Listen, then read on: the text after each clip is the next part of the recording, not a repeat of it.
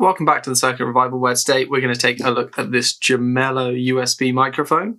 So the issue is it doesn't connect. So it gets power, but it doesn't connect to anything. So I've just got my laptop here. You can see there's just a ammeter plugged into it.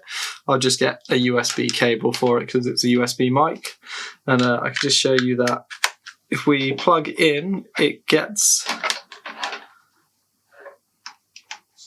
lights up. So it gets power, and you see it's drawing 0.08 amps there, but it doesn't show up on the computer at all, and nothing does anything, it doesn't change, but it's quite fun. Nice red light on it. It's kind of like a gamer mic. It's not very expensive, so we'll get it open and see if we can work out what it is. I'm presuming maybe it's something on the lines of maybe one of the data lines or something on the USB is snapped or broken, given that it's getting power. So I don't know how to get into this thing. I'm guessing maybe like the top pops off or something, but there's a grub screw just at the bottom here to begin with. So we'll see whether maybe we can just pull the USB plug outside and see whether maybe there's a broken cable to begin with. Okay, I've got a 2mm Allen key bit here, which seems to be the closest size. It's maybe a bit too small, but we'll just undo this grub screw. We'll just pop that off to the side and then see whether maybe the USB port itself will just slide out.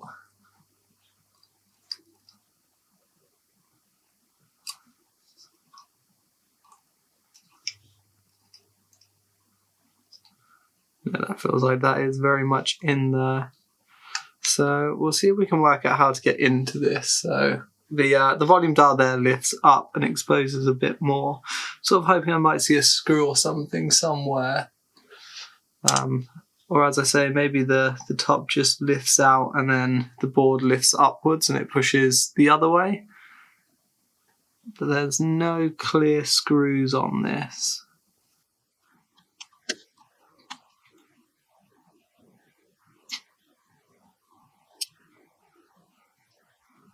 So let's see if we can lift this top section up.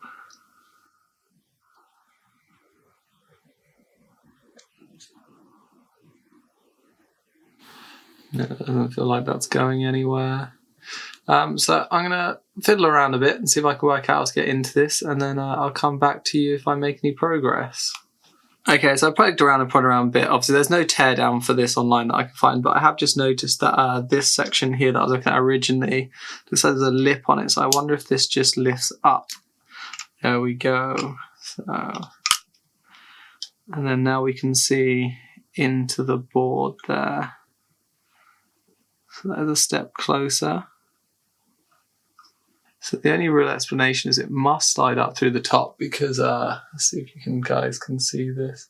If we look down into here, I'm not sure if it translates very well, but the actual USB post stops up against this edge here, so you can't pull it forwards.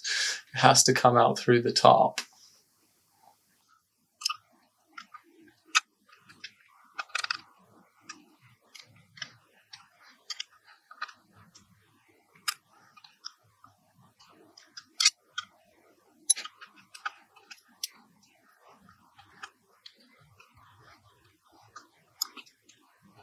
Okay, so I think I made a bit of progress. I've just been trying to squeeze around the edges here, and the top cap is definitely separate to the rest. So it's I think it's glued slightly in place. So we just need to try and get this glue to be removed slightly, and then that top section should hopefully just lift out. So I'll continue to work my way around with this tool, try and just break that glue slightly.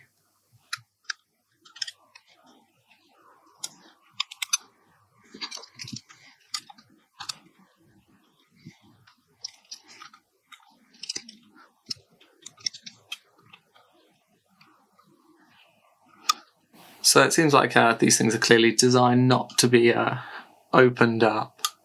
So I'll try add a bit of heat to begin with, just around this area. Not a lot, just try and see if I can loosen the adhesive slightly.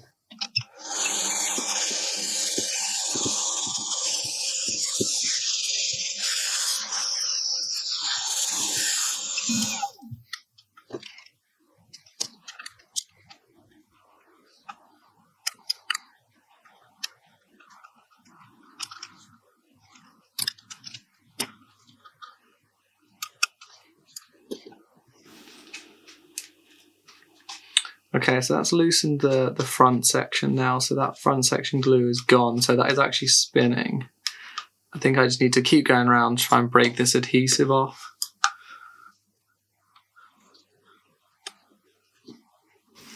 Okay, I think I finally got underneath it, so hopefully if we can keep going around like this, it'll remove the glue and then it'll just pop off.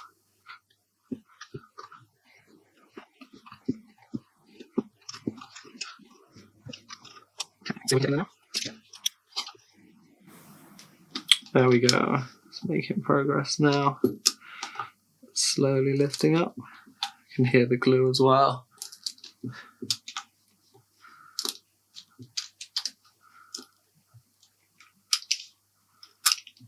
My goodness. Okay, that was not easy to get into whatsoever.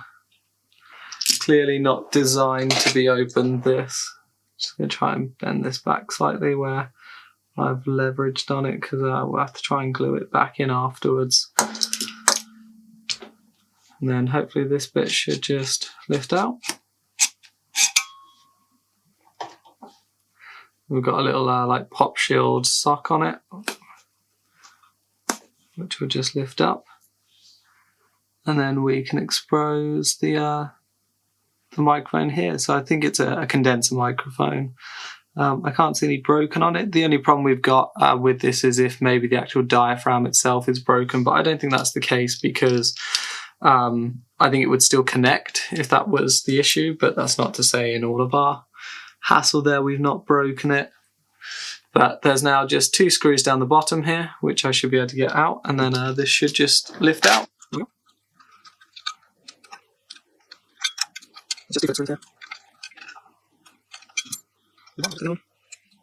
There we go. Now we can see the board, and it does look like it should just lift out at this point. It should just slide up these rails here. And we'll see whether we can just nudge it forward slowly in the front here, side by side. Push each side a little bit.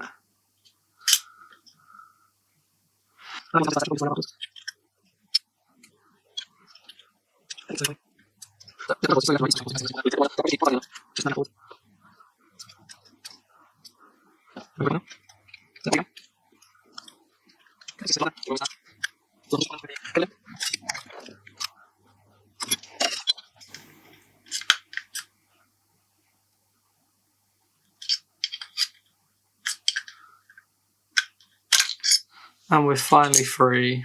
My goodness. That was tough.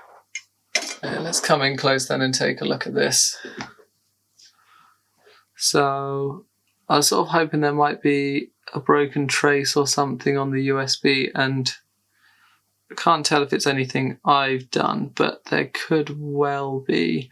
I'll get this on the microscope, but I'm looking at this and the actual sort of like pads here are broken, or they don't necessarily look where they're lifted, I suppose a better way to describe it.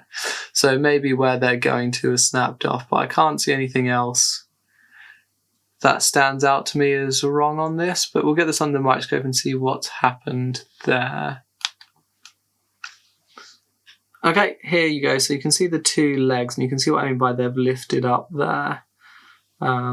So I'm wondering if maybe one of those is broken or isn't making the right connection. That's what would cause this. They both look like they're connected though.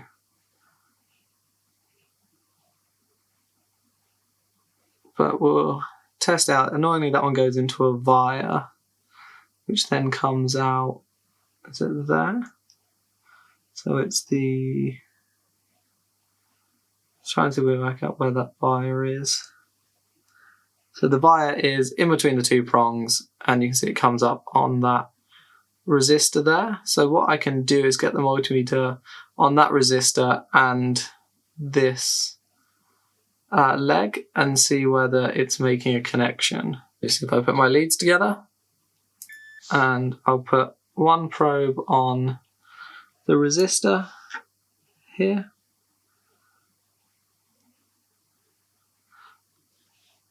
on the resistor, as you can see there. And then the other one, I'm just going to touch the leg.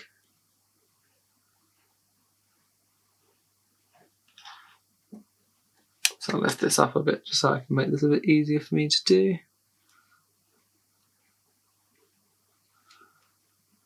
Okay, that's on the resistor.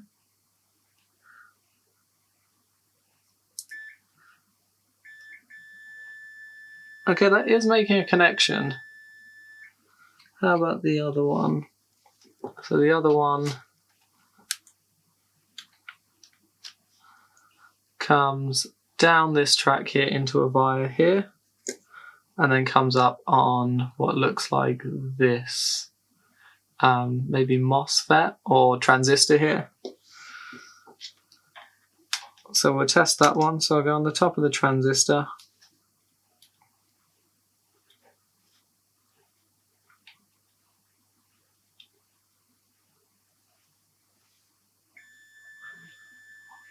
And that one is also making a connection as well.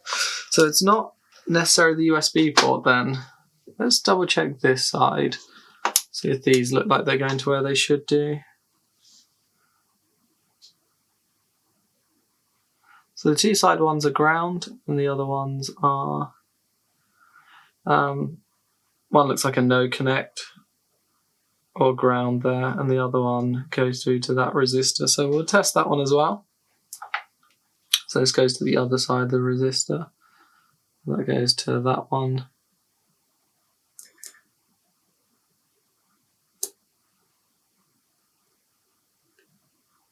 Okay. Okay, I'm not getting anything on that one, I don't think. But it might just be that there's some kind of glue protecting the board here. Let me just scrape that away.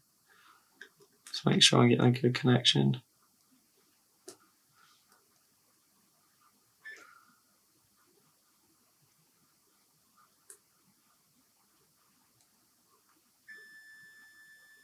Okay, that one is also connecting. There's not a whole lot to this. I'm guessing this here maybe is the audio amplifier chip, or the AC to DC converter, should I say, the analog to digital converter. But let's just test these resistors and see whether they're giving a reading.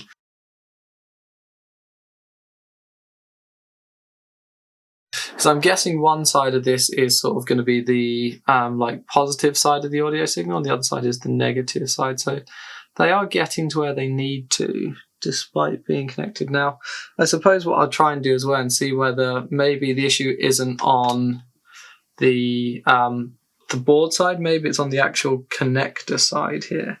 So you can see I've got my probe just wedged in there, and then we'll go to the actual pin itself and see whether we get a connection there. So that one's fine.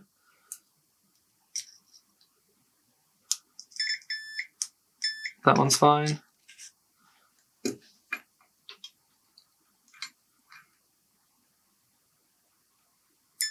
That one's fine.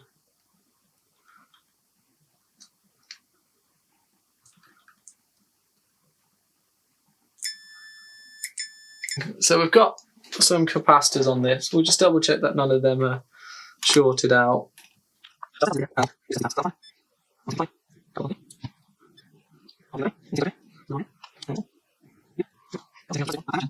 We'll try to plug it back in and see if we get anything.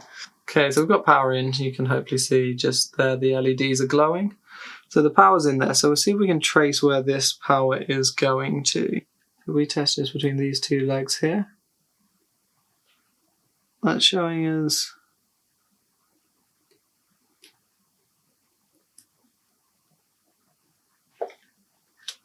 just can't quite get a good connection. Oh, okay, hold on. I don't know if that was me, but that's not good. So that's showing us 3.2 volts there, but that leg has just come off. So I had to watch this back afterwards because I was looking at the multimeter at the time, but let's just get this unplugged.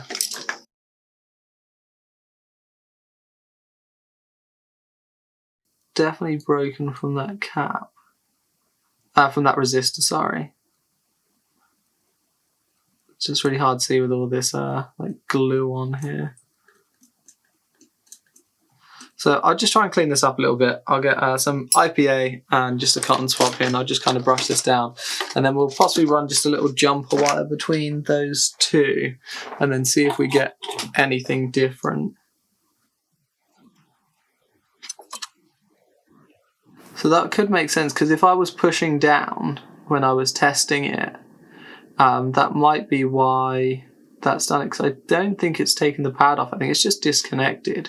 So maybe when I was testing it and I was pushing down, it was making that connection, but normally it's not. So I'll just turn on my soldering iron, and I'll just try and reflow that solder joint back down. We'll just try and reflow this joint.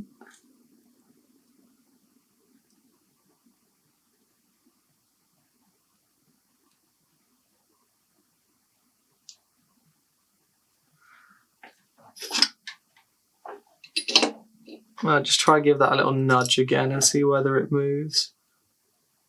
Okay, now that is solid now, that is not moving. So as I'm here, I'll just reflow all the rest of these.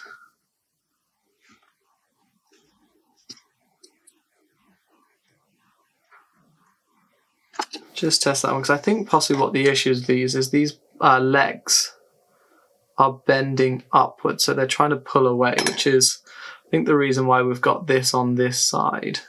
So what I might do with these, because I don't trust them not to come off in the future, is I might just run little jumpers just to try and make sure that they don't come off. And I've just got my tweezers here, and I'm going to do it quite far away for this one, because as you run them, the heat travels up it, and if you're too close, the heat just then desolders the side that you've done originally. Is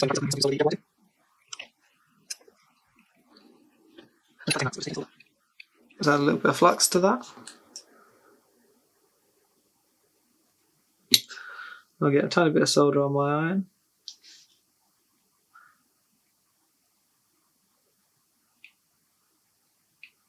There we go. Excellent. And then I'll just get some enameled wire. Okay, I've got this here, which is 0.2, which looks like it'll be good. And then what I do to begin with is I just need to remove the enameled coating off the end. And a good way of doing that is to just use your iron and just rub it against it and burn it off. You can also use a knife and scratch it off, but I tend to find just rubbing it with a hot iron will remove that exposed. And I'll get the end of this, and we'll just try and attach that.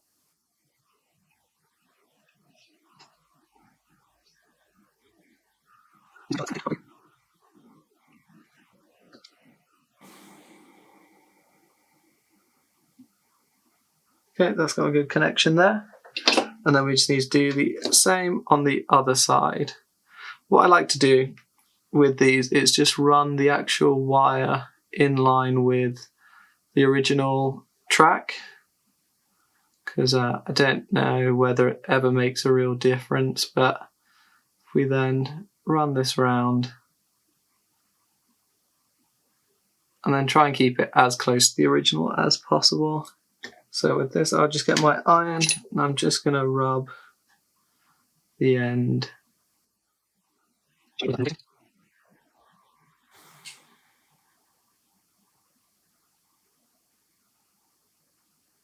Okay, it's a bit high, it's connected, but I just need to try and bend that wire so it faces down a bit more, so it's not so high. So to do that, I'm just going to spin this around. And I'm just going to put a bit of pressure down on one end here, and then I'm just going to try and reflow that down again.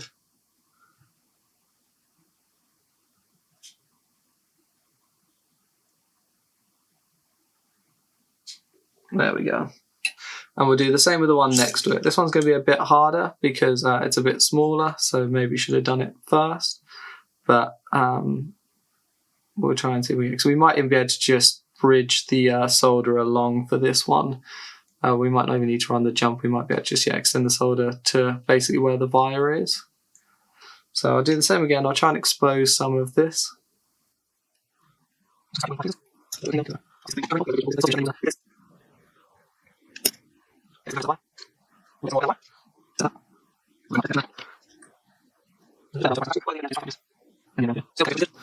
And then we'll just give it a bit of a clean. Because then what I'm going to do is I'm just going to add some solder mask around this, which will stop that end from coming off when I try and attach the main end here. Because what will happen is the heat will travel down the wire and it will remove itself from that point. So that's a lot cleaner there now then. I'm just going to add a tiny amount to this area just to try and hold it down in place.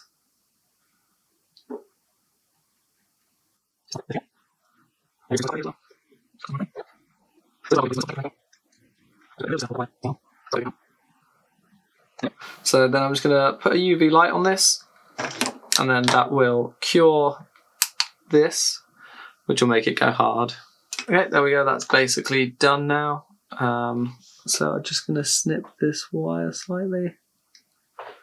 There we go. And I'll do the same again with this. I'll just try and get it to bend down. Sit flat with the actual pin. And I'll come in my iron, get a bit of solder, and I'm just going to try and flood that back into place.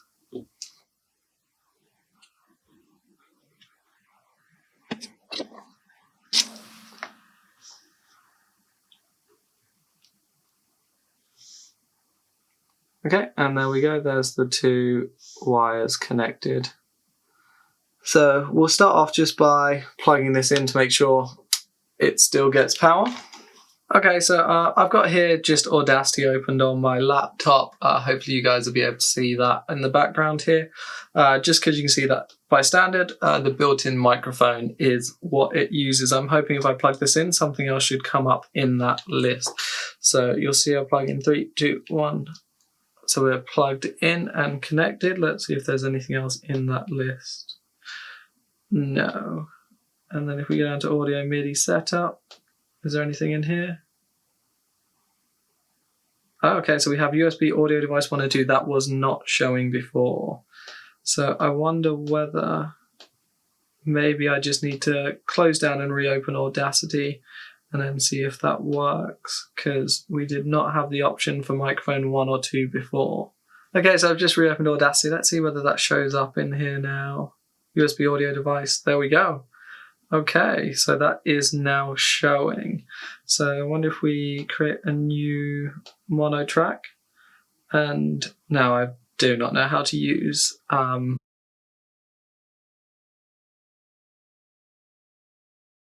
Okay, so Audacity wasn't working there. So what I'm going to do instead is I've just opened the built-in sound menu on the laptop here. And you can see by standard we've got internal microphone, and you can see that's bouncing as I do it. But if I click on the USB audio device here, you can see it actually maxes out. So I think something's shorted on the board there, because that should be bouncing around like you can see here. So we'll jump back over to the thing and see if we can see anything that's touching that shouldn't be touching, basically. So we'll go back into continuity, and then we'll just test those 2 pins. They're not connected. And these 2 pins.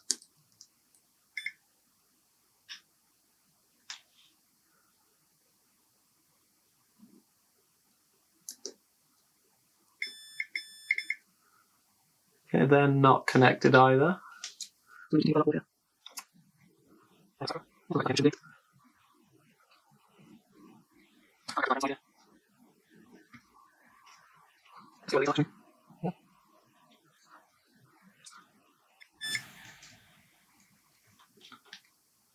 Unless maybe this potentiometer was just all the way up and it shouldn't have been that high. Let's just bounce back over there, because I forgot that this has its own gain control on it. Maybe just the gain was way too high and it was just maxing out as a result. So I'll turn that down and we'll plug it back in and see if that makes any difference. Okay, so here we are back again with the sound settings there. So I'll start by just plugging the mic back in. which hopefully should then load up. There we have it, and we'll click on it. And okay, so we still have some bass level noise by the looks of things, because if we turn this gain up, you can see it's just coming up with it. So there's definitely some ground hum or something connected to this, but either way, that was the issue as to why it was maxed out, was that gain dial was too high, but it's still getting noise from somewhere. So we still need to keep troubleshooting that, because as you can see, there's still no sound coming through it, whereas if we click the internal microphone, you can see that bouncing around there. So something's still not quite right there. Okay, so I think what I'll do is I'll have a look around the board and I'll come back if I find anything of interest. Okay, here I am back in the settings again, and basically I was lifting it up, looking around. I couldn't find any problems whatsoever, but then I realised that I should probably listen to it. So I listened to what the sound was, and basically it was a ground issue. And I realised that this isn't in the case or anything, so it might actually just be a problem with it not being grounded to itself. So I've lifted it up, and it's, as you can see, bouncing around on the screen now. It stopped it, whereas if I let go of this and let it just kind of hang, you can see that it levels out and it starts to be noisy again. But if I lift it back up and hold it, that ground goes away and it's sort of okay again. So I'm going to put it together and we'll test it out. So hopefully what you saw there is that it was actually just a grounding issue, because it's not actually in the case, which I think sort of like grounds the whole thing together, which I think these strips here are for. So by kind of lifting it up and having it not touch the table, it was no longer sort of like grounding itself out. So I'm going to put it back together. This may end up being a mistake.